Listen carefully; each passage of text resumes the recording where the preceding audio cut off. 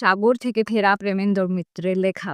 এটা আমি actually C বিচে বেড়াতে গিয়ে উড়িষ্যায় নিয়ে গেছিলাম। প্রচন্ড চকচক করছে লাইট পরে এটা। এটা দেখতেই পাচ্ছ রবীন্দ্র পুরস্কার প্রাপ্ত এবং একাডেমি পুরস্কার প্রাপ্ত প্রেমেন্দ্র মিত্রের লেখা কবিতা আমি এই ১ম বারের জন্য পড়ছি। আর আমি বলব যে এই কবিতাগুলো পড়তে আমার একটু ডিফিকাল্টি হচ্ছে।